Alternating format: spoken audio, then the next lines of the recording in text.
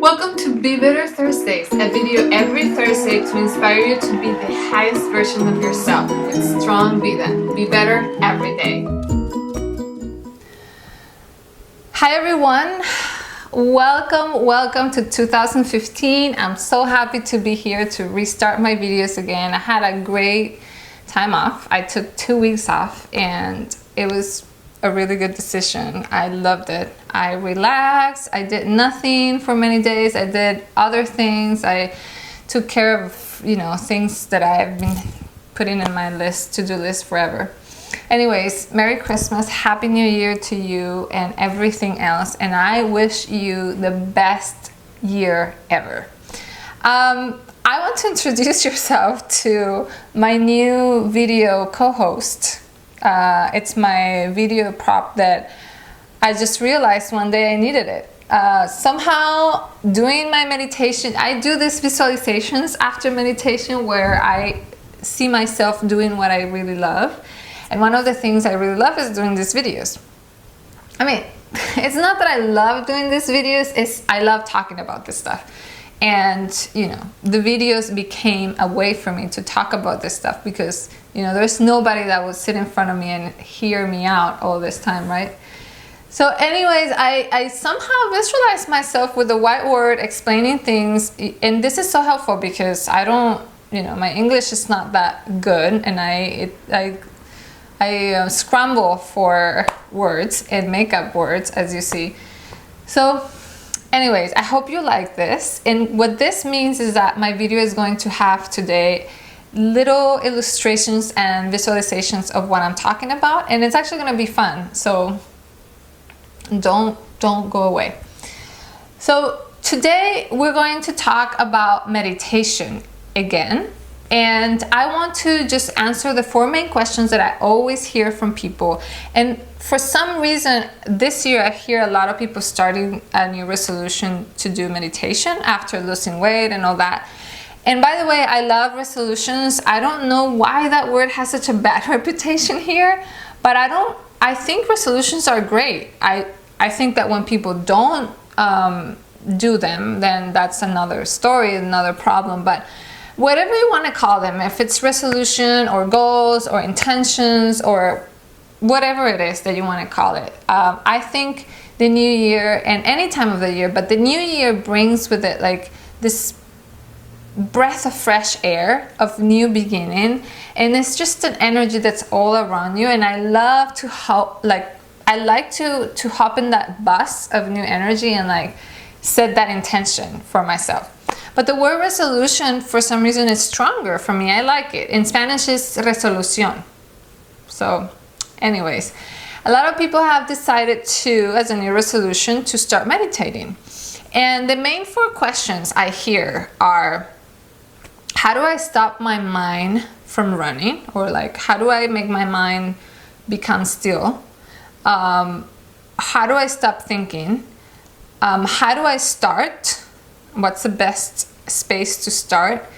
And any tips that I would have. And so I want to start with the most complicated and actually my favorite question is how do I make my mind become still? How do I quiet my mind? And the answer for me to that question is you don't. I don't think your mind becomes still ever.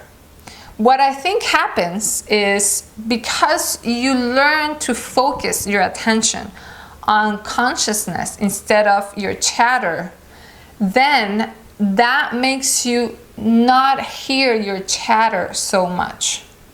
But there are moments where you don't hear it at all, but there are moments where it comes back.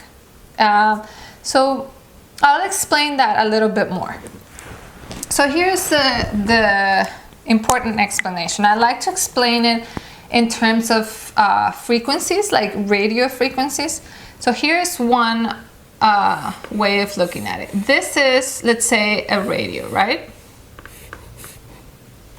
Imagine that this radio, here's a switch. This switch is AM and FM. Okay? Through that switch, you can make this radio go into the FM or AM. Okay? Now here is one frequency, and here is another frequency, right? Just for the sake of this illustration, let's think that FM is your consciousness. I hope that's how you write consciousness. And let's say that AM is your ego. Okay? Now, there's a couple of things to see here. AM, it's what you are, or the frequency that you're hooked to by default when you're coming to this world. Your ego, pretty much. But then, as you discover the world and through meditation, and not only through meditation, but through meditation of the practice of watching and observing your thoughts, I can reach here, which is FM. It's my consciousness. And my consciousness is actually my natural state of being. This is who I really am. This is myself, my false self. This is my true self.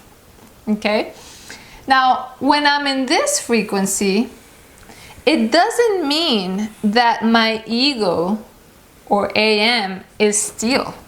It doesn't mean that it's still. It doesn't mean that it's quiet. It doesn't mean that it turns off. It doesn't mean that my ego doesn't exist anymore. It does exist. It truly does exist. But because I'm in this frequency, I can hear this one. I can't hear both at the same time. I am either in FM or I'm either in AM. The only way I can hear this two at the same time is if I had another radio. But I only have one radio, which is I only have one soul and I only have one mind. Okay? So I love this analogy because it really shows you how whatever your attention is, that's what's going to expand. Okay? Now, why would I want to be consciousness? Why would I want to sit in silence so that I can reach out into this frequency?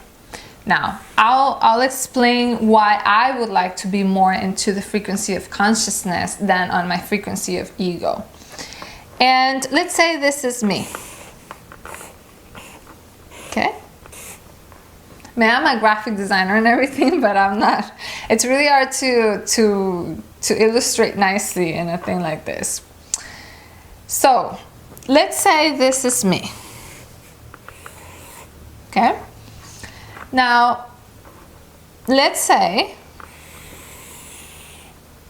on this side, it's my ego, and on this side, it's my consciousness. Okay? So my ego expresses itself through thought.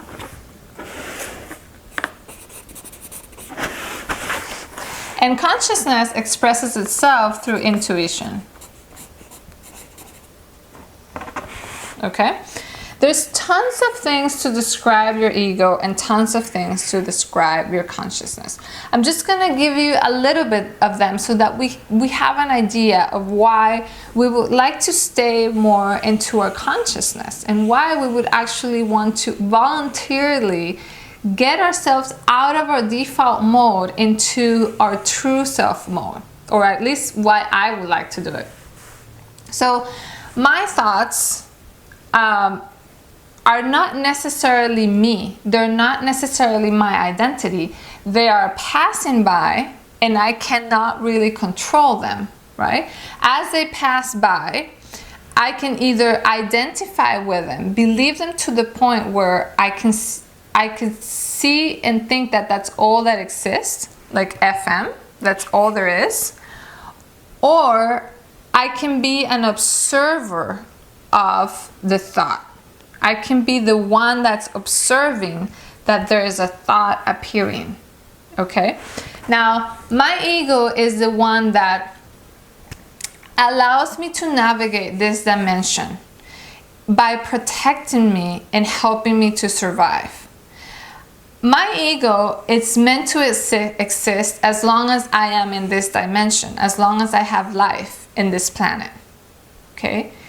My consciousness was here before I came into this planet, and it will be here after I leave this planet. Consciousness is everything that's eternal. Eternal. Ego is everything that's temporary. Okay? Ego wants to compare itself. I am better or worse, says the ego. And the ego is the one that does things. It feels better when it succeeds, and it feels guilty when it fails. Okay? So the ego, most of the time, it's either living in the past or the future. The ego says to do, consciousness says to be. Okay? So think about it this way. Imagine that this side,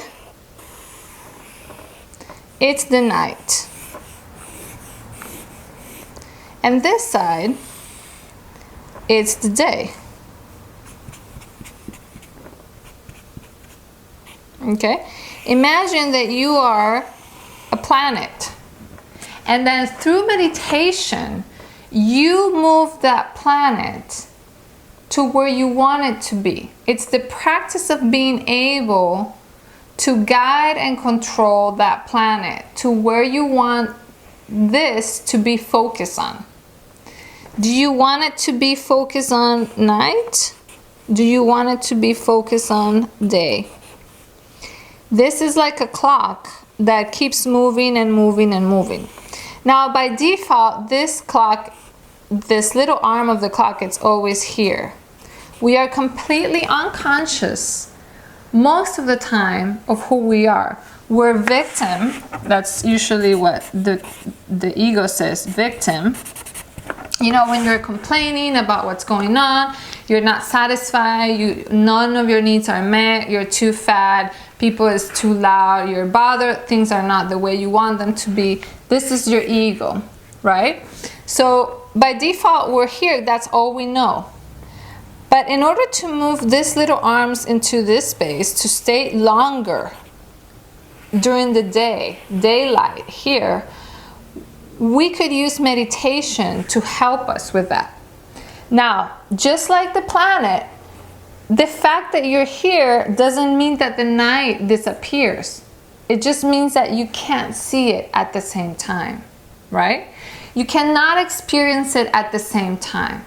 But this is a great sign, because the moment you know that you're seeing the light, the moment you experience your touch with your intuition, the eternal, the present moment, the moment you are kind, the moment you are humble, the moment you forgive, the moment you bring space for love, and the moment you don't need to be better or worse than anybody, when you realize you're there, that is giving you the clue and the key that you are there, that you are the observer in that moment. And that for that second, no matter how long it is, you are not your ego. Okay? So that is why we like to sit in silence to practice being more in consciousness, because consciousness, the more we are our true self, the more we are consciousness, the more we are guided into our intuition, the more we are in integrity of who we are, and the more we experience pure joy.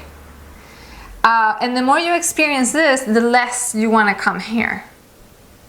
So that is what it is. Now, when you sit in meditation, I have another little illustration for you, and I'm going to do it in the new page. When you sit in meditation, I like to visualize it two ways, and this helps, at least helped me when I started. Okay, so imagine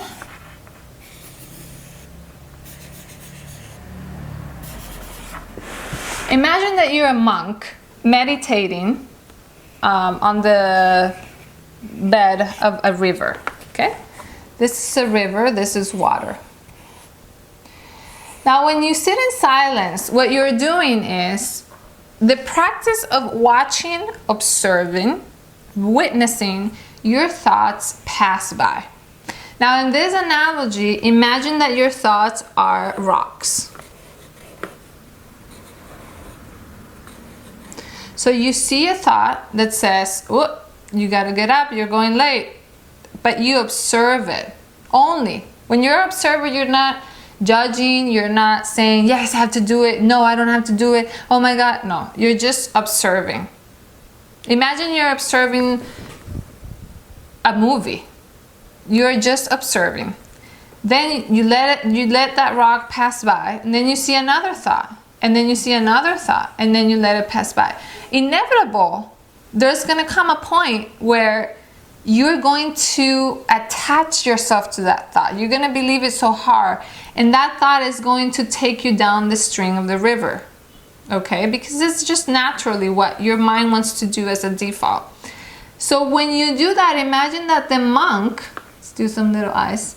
The monk jumps down to the river, grabs the rock, and just completely navigates down the river. That happens when you're meditating. A thought string takes you far away from when you are, but then you wake up and you're like, what am I doing? Let me take myself back. Oh, I just engaged in that thought. Interesting. Let me take myself back, come back, and focus back into my breath. That's the exercise of meditation. Another way of seeing it that I like is imagine that you are sitting here and your thoughts are flies. This is something that my teacher Marilena taught me, and I love this analogy. So there's a fly coming down here, and when it passes by, you're like, oh, look at that thought. Zzz, gone. Another one. Zzz. Oh, look, another thought. Zzz. Oh, look, another thought. Look at it, acknowledge it, bring yourself back into your breath. Look at it, acknowledge it, bring yourself back into your breath. That's the exercise. That is the practice.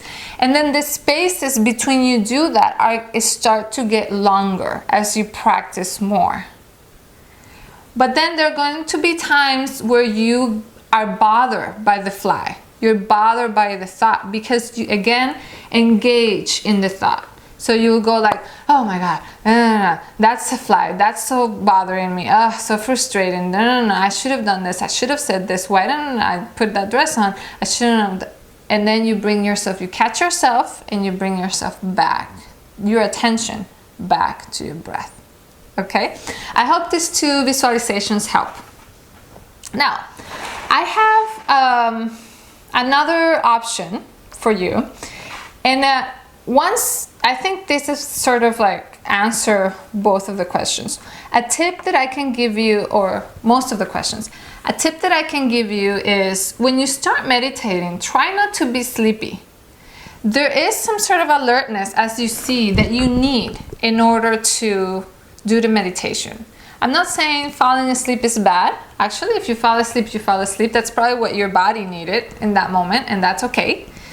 But just try to set it up at a time during the day where you have some sort of alertness. So in the morning is a good time, and at night it's a good time. But it just depends on your activities and the stuff you do. Now, how does this really translate into my everyday life? How this can actually help me in my everyday life? And I'm going to tell you why. First of all, the moment you practice this regularly, what happens is consciousness becomes an option that is handy for you. I like to say handy because before I practiced meditation, all I could see was AM. It was my default mode. But when you practice meditation, then into your everyday life, you start seeing that being the observer is an option, okay? So I'm gonna set up an example. Let's say you're at work, okay? You're in your office and a co-worker is bothering you. This is very typical example. And if you don't work outside, it's a family member, it's something that is bothering you. It's really easy to find that in your life, right? So when that happens, okay, this is you. When that happens, before, the only option I could see was my ego. And my ego is yelling really loud at me because it's so loud. That's what I could only hear. So my ego is yelling, oh my God, you have to let him know that he's wrong. Oh my God, he needs to be fired. Or, oh my God, something is so wrong with me, with him. What's going on? So that's what my ego is yelling. But after meditation, there's a space, this space right here becomes larger, expands, becomes bigger. And so after meditation, this is me. And my ego is sort of like here. And then there's another option that appears. Not always, my consciousness, it's these two options are not always, parallel, I shouldn't say. There's tons of times where I keep choosing my ego and I keep choosing my ego over and over again. I'm not saying this happens all the time. But what is most important is this space in between what's happening and what seems to be my reality and my chances to choose. How do I want to react to it? Do I want to listen to my ego? Do I want my ego to guide me? Or do I want my consciousness to guide me? Do I want to be the observer? Remember, this is my true self. Do I want to be my true self? Do I want to be just a witness of what's happening? Or do I want to judge and immediately compare myself to that coworker? Do I want to say, I'm better? This is what my ego says. I'm better. I'm better than you. Because I don't take so long doing that work. Because I'm responsible. Because I come to work on time. Because I show up and I don't do this. Because I don't make noises. Because blah, blah, blah. This appears in the map. Before, this didn't even appear in the map. It was there, but I couldn't see it. It was probably here somewhere. But all I could see was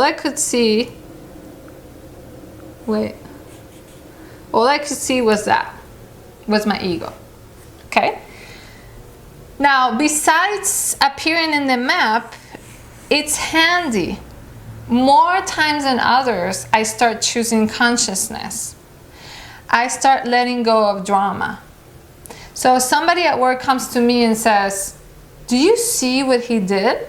Isn't that horrible? Isn't that crazy? And if I choose consciousness, I'm more able to just listen, to just send loving energy or neutral energy without participating, without judging, just observing. This is really hard. It's hard and it takes years and it's not something that happens all the time. But through meditation, we can at least see that possibility in the map. And when you are able to become consciousness, then you are healing energy for everything around you. And then you are the example. Then you are light that contagious everybody around you. And so this translates to being able to forgive faster, being able to, and this is in my life. I think the benefits of meditation are endless, but I think everybody experiences them depending on the medicine that they need. Some people, I personally realized I needed more forgiveness in my life. I needed more enthusiasm in my life. I needed more joy in my life. And how does that translate? I'm able to forgive more. Not always, but I'm able to forgive more. I'm able to verbalize forgiveness more. And I'm able to verbalize apologizing more. I'm able to say, I'm sorry more than ever before. I am able to see beyond people's ego a lot of the times, and that is an amazing result from meditation. I'm able to see this co-worker, and I'm able to see his fears. I'm able to feel compassion and empathy for his fears instead of just seeing his ego. In reality, if we don't meditate and we don't practice being consciousness, no two people ever really meet. Because if I'm ego, this is me, and this is the face I have, ego, just like here. And then there's another person here, and what's the face they have? Ego. Did it vice versa? Then the people, are they really meeting? They're not meeting. Who meets is one ego meets another ego. So that's how that looks. Oh, look at him. He's awful. He comes every day late. And then he sits there and says, look at her always judging me. Because nothing is really secret. You know, you think you're not saying it, but we can all feel the energy. So without this, I am more prone to see this person instead of this ego, because mine is not as strong anymore. Then I'm able to see the fear that lies behind the ego, you know. And that's what namaste means. I see you. When people say I see you, the light in me sees the light in you, is that when you're able to see behind the mask of the ego and really empathize with whatever is going on to the real conscious, to the real self. So I hope this video helps. See, I love doing all this graphics and illustrations, and I hope they really helped you. And I hope it helps you to meditate. Try it on. My suggestion to you is try meditation on as if you're trying a jacket at a store. Try it on, see if it fits. Try it on for 6 months, you know, buy it. If you don't like it, return it. Don't just try it out for a week or two or a day and be like, oh, I'm not good for it. Because your ego at the beginning is a wild animal. It's going to be chatter, chatter, chatter, chatter. So it takes time, it takes patience. It's a lifelong practice.